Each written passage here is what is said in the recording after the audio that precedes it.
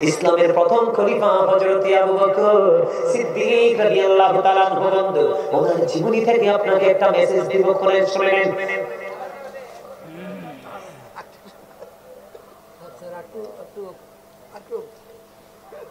আপনারা এই আলোচনাটা শুনলে আপনাদের হৃদয়টা ওলটপালট হয়ে যাবে।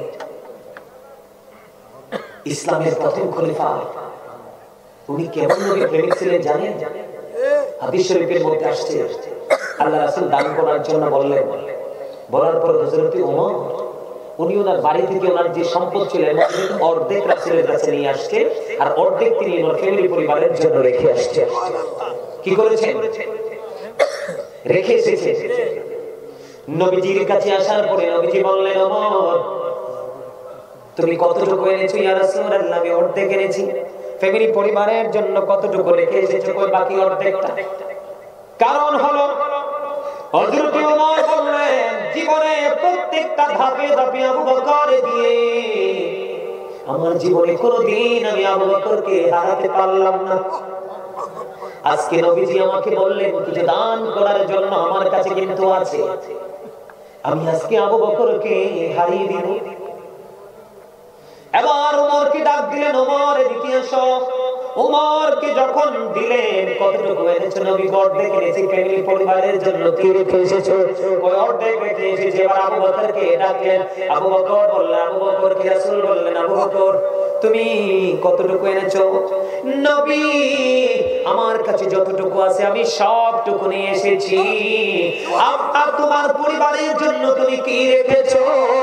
আবু বকর ডেকে ডেকে বললেন, ইয়া রাসূলুল্লাহ, ইয়া হাবিবাল্লাহ, নবী গো আমি আমার ফ্যামিলি পরিবারের জন্য আল্লাহ এবং আল্লাহর হাবিবকে রেখে এসেছি। আমার উপর একটা ডাক দিয়ে বলল, আমার জীবনে আমার মনে হয় আর কোনদিন আমি আবু বকরকে হারাতে পারবো না। আজকে যেহেতু হারাতে পারিনি বন্ধু, আমি আপনাদেরকে বলি আবু বকর অত্যন্ত নবী প্রেমিক ছিলেন। বন্ধু হাদিস পড়লে চোখের পানি ধরে রাখা যায় না। আবু বকর দিনের জন্য দান করতে করতে করতে করতে করতে একেবারে দুস্থ হয়ে গেল। আজানের সময় হয়ে গেল। একদিন নবীজি নামাজ পড়ার জন্য অপেক্ষা করতেছেন। এদিক দিয়ে আজকে জামা পরার মতো জামাও নাই আবু বকরের ঘরে। এবার হযরত আবু বকর সিদ্দিক রাদিয়াল্লাহু তাআলা আনহু তিনি কি করলেন? ওনার ঘরের মধ্যে ছিল বালিশের গিলাফ কাবার, গায়ের মধ্যে ছিল ছোট্ট জামা। এবার হযরত আবু বকর তিনি কি করলেন? গায়ের ছোট্ট জামার সাথে খেজুর কাঁটা এবং খেজুর পাতাকে সুই সুতা হিসেবে ব্যবহার করে বন্ধু সুন্দর একটা জামা বানালেন। জামা বানাইয়া নামাজ পড়তে গেলেন। আমার নবীজি ডাক দিয়ে বললেন, আবু বকর আমি থাকা অবস্থায় তোমাদের এই অবস্থা, আমি চলে গেলে না জানি কি অবস্থা হবে। এই কথা বলে নবীজি আর কিছু বললেন না বন্ধু। এবার নামাজ শেষ করলেন। নামাজ শেষ করার পরে আমার নবীজির পবিত্র কদম মোবারক যখন বাইরের দিকে বাড়িয়ে দিল, এবং চাইয়া দেখি হযরত জিবরাইল আপনার আমার প্রাণের নবীর সামনে এসে হাজির। তার শরীরের মধ্যে দেখা যায় খেজুর পাতার পোশাক।